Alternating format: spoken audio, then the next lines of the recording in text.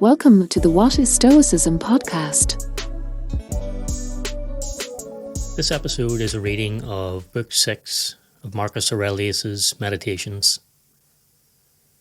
The substance of the universe is obedient and compliant, and the reason which governs it has in itself no cause for doing evil, for it has no malice, nor does it do evil to anything, nor is anything harmed by it, but all things are made and perfected according to this reason. Let it make no difference to you whether you're cold or warm, if you're doing your duty, and whether you're drowsy or satisfied with sleep, and whether ill spoken of or praised, and whether dying or doing something else. For it is one of the acts of life, this act by which we die. It is sufficient then in this act also to do well what we have in hand. Look within. Let neither the peculiar quality of anything nor its value escape you. All existing things soon change, and they will either be reduced to vapour, if indeed all substance is one, or they will be dispersed. The reason which governs knows what its own disposition is, and what it does, and on what material it works. The best way of avenging yourself is not to become like the wrongdoer. Take pleasure in one thing and rest in it.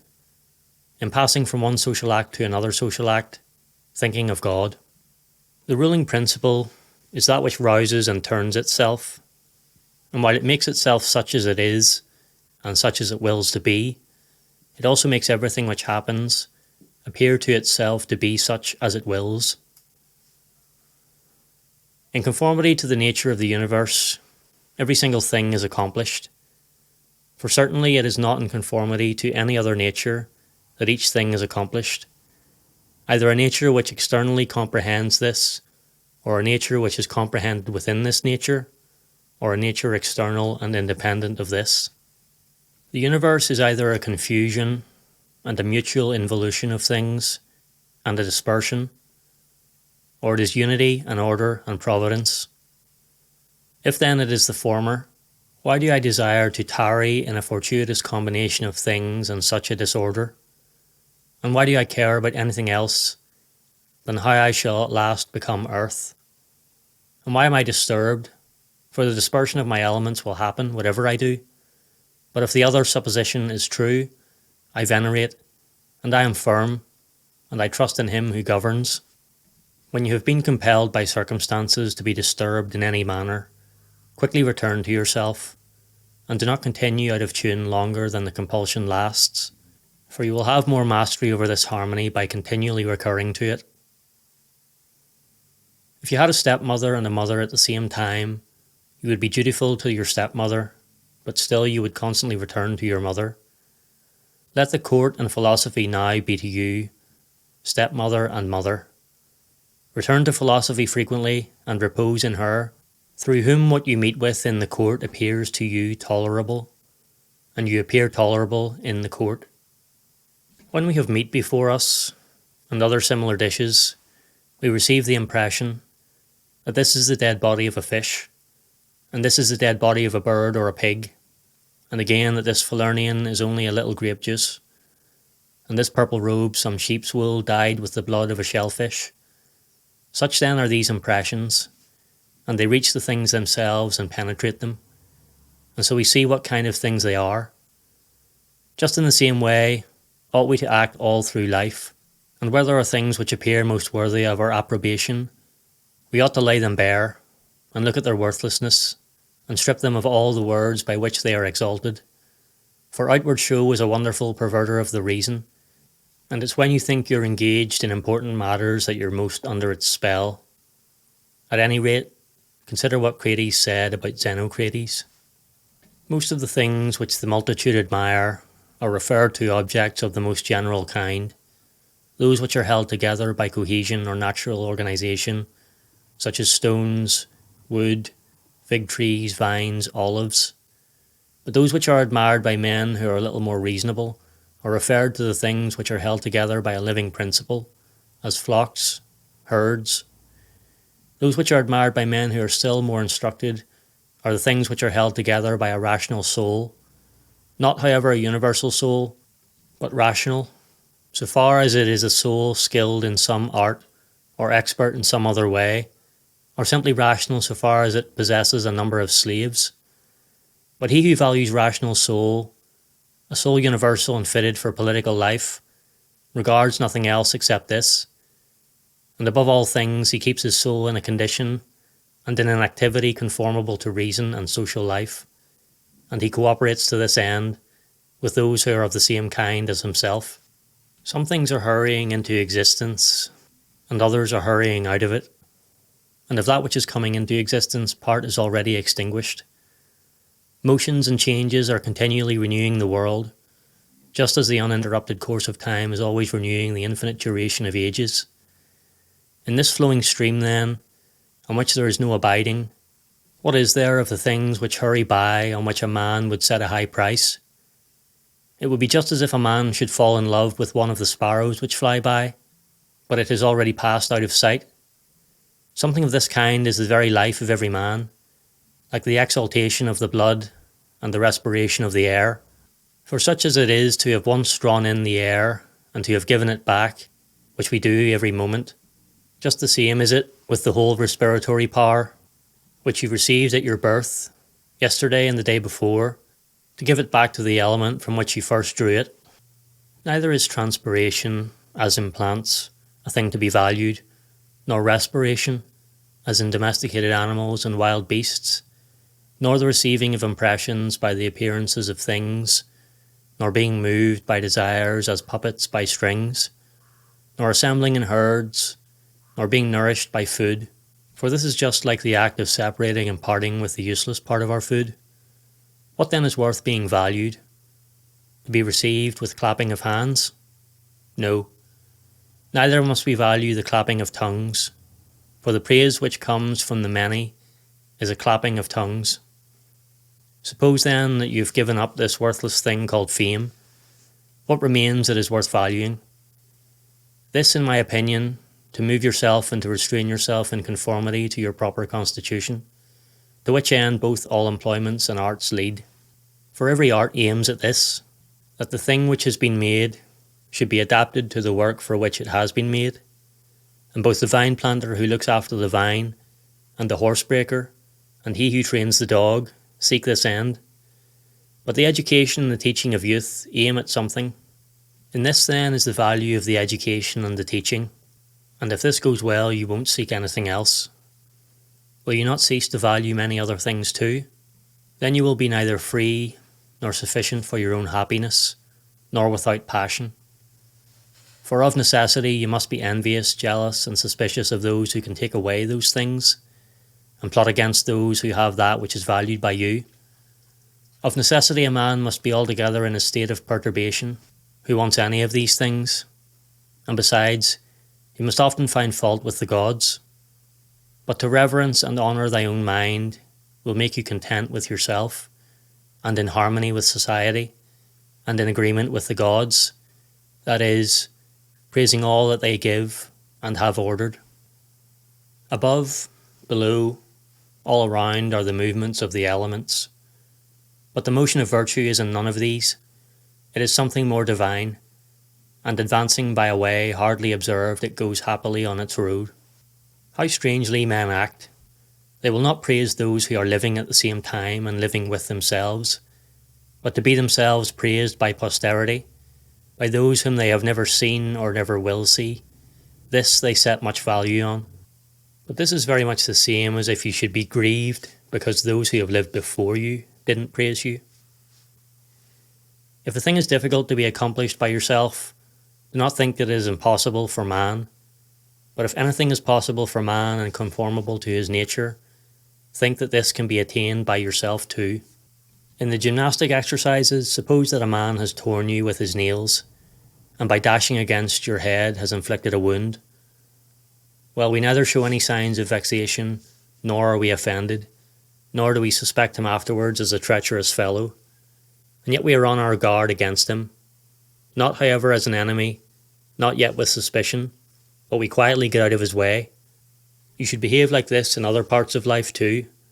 Let us overlook many things in those who are like antagonists in the gymnasium, for it is in our power, as I said, to get out of the way, and to have no suspicion or hatred.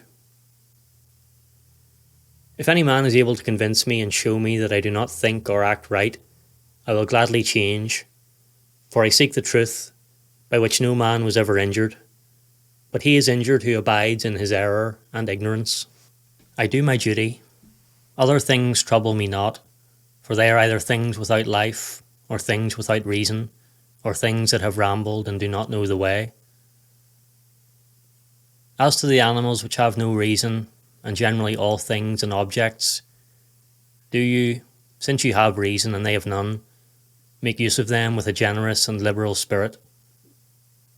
But towards human beings, as they have reason, behave in a social spirit, and on all occasions call on the gods, and do not perplex yourself about the length of time in which you shall do this, for even 3 hours spent like this are sufficient. Alexander the Macedonian and his groom by death were brought to the same state, for either they were received among the same seminal principles of the universe, or they were alike dispersed among the atoms. Consider how many things in the same indivisible time take place in each of us, things which concern the body and things which concern the soul, and so you won't be surprised if many more things, or rather all things which come into existence, and that which is the one and all, which we call cosmos, exist in it at the same time. If any man should propose to you the question, how the name Antoninus is written, would you with a straining of the voice utter each letter? What then if they grow angry? Will you be angry too? Will you not go on with composure and number every letter? Just so then, in this life, also remember that every duty is made up of certain parts. These it is your duty to observe, and without being disturbed or showing anger towards those who are angry with you, to go on your way and finish that which is set before you. How cruel it is not to allow men to strive after the things which appear to them to be suitable to their nature and profitable, and yet in a manner you do not allow them to do this, when you are vexed because they do wrong. For they are certainly moved towards things because they suppose them to be suitable to their nature and profitable to them, but it is not so. Teach them then, and show them without being angry. Death is a cessation of the impressions through the senses, and of the pulling of the strings which move the appetites, and of the discursive movements of the thoughts, and of the service to the flesh. It is a shame for the soul to be first to give way in this life, when the body does not give way. Take care that you are not made into a Caesar, that you are not dyed with this dye, for such things happen. Keep yourself simple, good, pure, serious, free from affectation, a friend of justice, a worshipper of the gods, kind, affectionate, strenuous in all proper acts. Strive to continue to be such as philosophy wished to make you. Reverence the gods and help men. Life is short. There is only one fruit of this terrene life, a pious disposition and social acts. Do everything as a disciple of Antoninus. Remember his constancy in every act, which was conformable to reason, and his evenness in all things, and his piety, and the serenity of his countenance, and his sweetness, and his disregard of empty fame, and his efforts to understand things, and how he would never let anything pass without having first most carefully examined it, and clearly understood it, and how he bore with those who blamed him unjustly without blaming them in return, how he did nothing in a hurry, and how he refused to listen to malicious gossip, and how exact an examiner of manners and actions he was, and not given to reproach people, nor timid, nor suspicious, nor a sophist, and with how little he was satisfied, such as lodging, bed, dress, food, servants, and how laborious and patient, and how he was able on account of his sparing diet to hold out to the evening, not even requiring to relieve himself by any evacuations except at the usual hour, and his firmness and uniformity in his friendships, and how he tolerated freedom of speech in those who opposed his opinions, and the pleasure that he had when any man showed him anything better, and how religious he was, without superstition. Imitate all this, and you may have as good a conscience, when your last hour comes, as he had. Return to your sober senses and call yourself back, and when you've roused yourself from sleep, and have perceived that they were only dreams which troubled you, regard what you see now that you're awake again as no different from what you were seeing in your dream. I consist of a little body and a soul. Now to this little body all things are indifferent, for it is not able to perceive differences. But to the understanding those things only are indifferent, which are not the works of its own activity. But whatever things are the works of its own activity, all these are in its power. And of these, however, only those which are done with reference to the present. For as to the future and the past activities of the mind, even these are for the present indifferent. Neither the labour which the hand does nor that of the foot is contrary to nature, so long as the foot does the foot's work, and the hand the hand's. So then neither to a man as a man is his labour contrary to nature, so long as it does the things of a man. But if the labour is not contrary to his nature, neither is it an evil to him. How many pleasures have been enjoyed by robbers, patricides, tyrants? Do you not see how the artisans accommodate themselves up to a certain point to those who are not skilled in their craft? Nevertheless, they cling to the reason, the principles of their art, and do not endure to depart from it. Is it not strange if the architect and the physician shall have more respect to the reason, the principles of their own arts, than man to his own reason, which is common to him and the gods? Asia, Europe are corners of the universe, all the sea a drop in the universe, Athos a little clod of the universe, all the present time is a point in eternity. All things are little, changeable, perishable. All things come from there, from that universal ruling power, either directly proceeding or by way of sequence.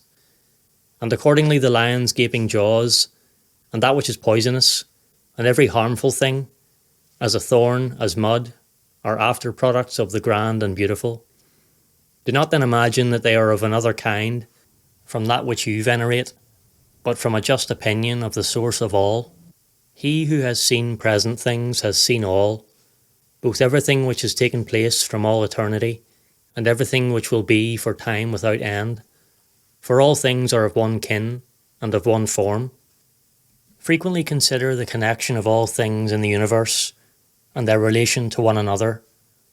For in a manner all things are implicated with one another, and all in this way are friendly to one another. For one thing comes in order after another, and this is by virtue of the active movement, and mutual conspiration, and the unity of the substance. Adapt yourself to the things with which your lot has been cast, and the people among whom you have received your portion. Love them, but do it truly, sincerely. Every instrument, tool, vessel, if it does that for which it has been made, is well, and yet he who made it is not there. But in the things which are held together by nature, there is within, and there abides in them, the power which made them.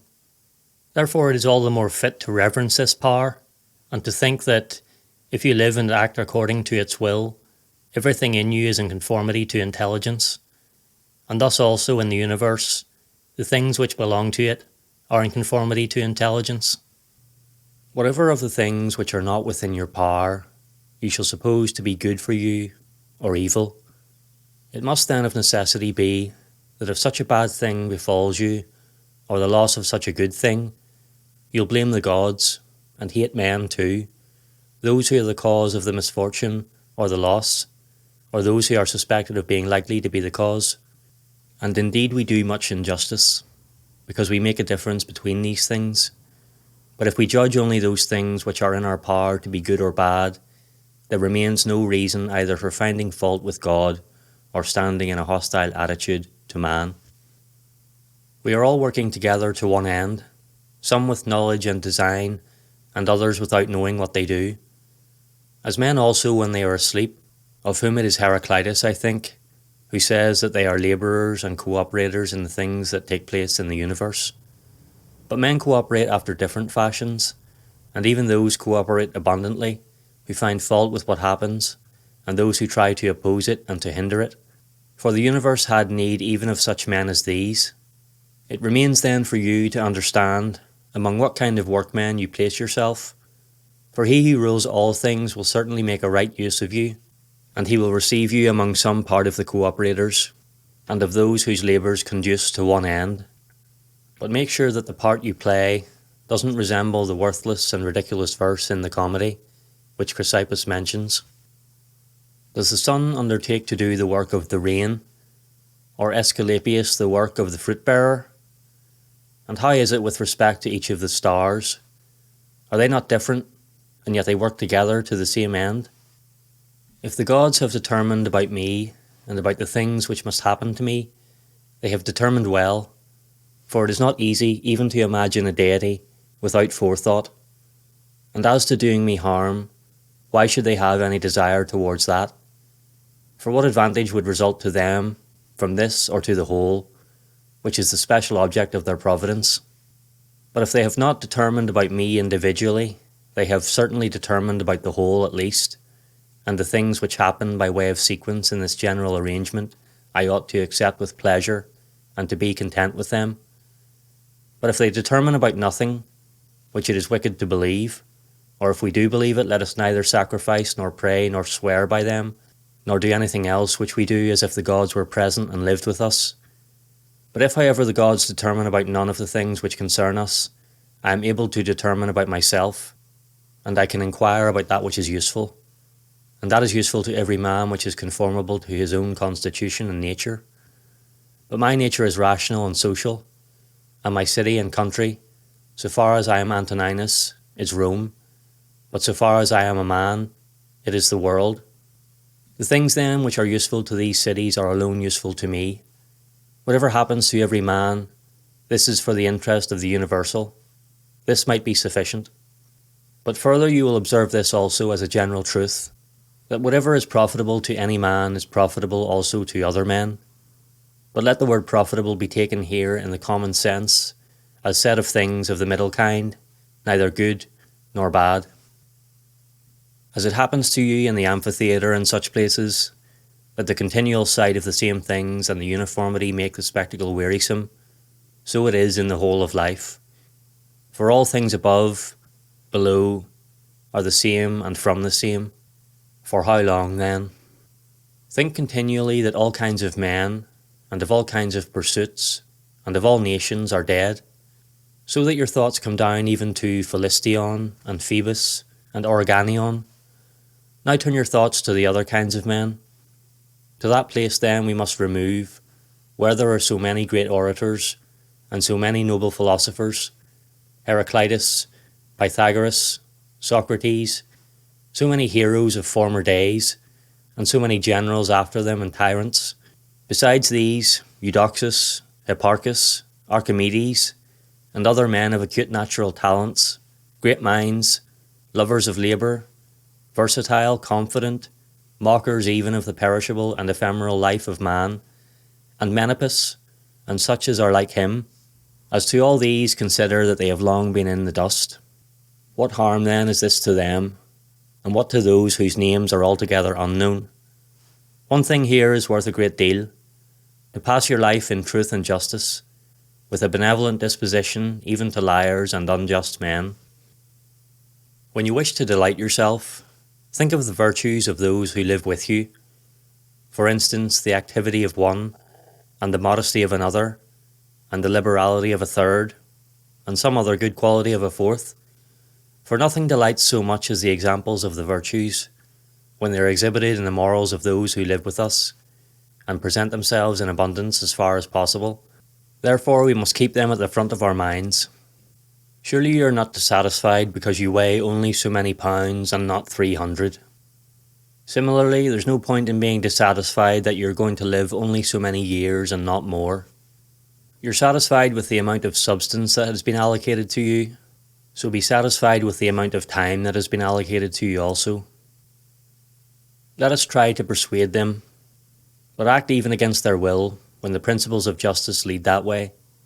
If, however, any man, by using force, stands in your way, return yourself to contentment and tranquillity, and at the same time employ the hindrance towards the exercise of some other virtue. And remember that your attempt was with a reservation, that you didn't desire to do impossibilities. What then did you desire? To follow up your impulse, but in this conditional way, and you're proving successful at this. He who loves fame considers another man's activity to be his own good, and he who loves pleasure, his own sensations. But he who has understanding considers his own acts to be his own good. It is in our power to have no opinion about a thing, and not to be disturbed in our soul, for things themselves have no natural power to form our judgments. Accustom yourself to attend carefully to what is said by another, and as much as it is possible, be in the speaker's mind. That which is not good for the swarm, neither is it good for the bee. If sailors abused the helmsman, or the sick the doctor, would they listen to anybody else? Or how could the helmsman secure the safety of those in the ship, or the doctor the health of those whom he attends? How many together with whom I came into the world are already gone out of it? To the jaundiced, honey tastes bitter, and to those bitten by mad dogs, water causes fear, and to little children the ball is a fine thing. Why then am I angry? Do you think that a false opinion has less power than the bile in the jaundiced, or the poison in him who is bitten by a mad dog? No man will hinder you from living according to the reason of your own nature. Nothing will happen to you contrary to the reason of the universal nature. What kind of people are those whom men wish to please, and for what objects, and by what kinds of acts? How soon will time cover all things, and how many it has covered already?